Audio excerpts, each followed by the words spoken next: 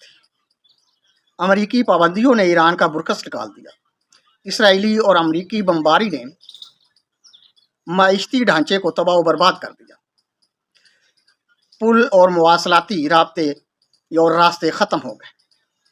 بحری اور فضائی ناکہ بندی نے ایران کے لیے زندگی اور موت میں سے اسے ایک کا انتخاب کرنے پر مجبور کر دیا تھا۔ اگرچہ ایران کے ہمسایہ ممالک بھی اس جنگ کی لپیٹ میں آ گئے، ہمسایہ ممالک نے جنگی رد عمل دینے کے بجائے سفارتی حکمت عملی کو ترجیح دی۔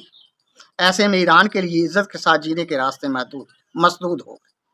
معاشی اور اقتصادی پابندیوں نے اسے جکڑ کر ادموا کر دیا تھا۔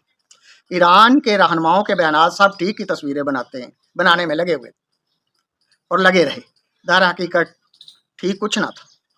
وہ لکھاری، صحافی اور جذباتی ہمدرد جو کہہ رہے تھے ایران جنگ جیت چکا ہے اور اب بھی کہہ رہے ہیں، ان سے میرا سوال یہ ہے کہ جیتنے والے کو ایسی کیا جلدی تھی کہ معاہدے کی داغ بیٹ ڈال لی؟ جیتنے والا تو اپنی مرضی کا معاہدہ لکھواتا اور بازور بازو لکھواتا۔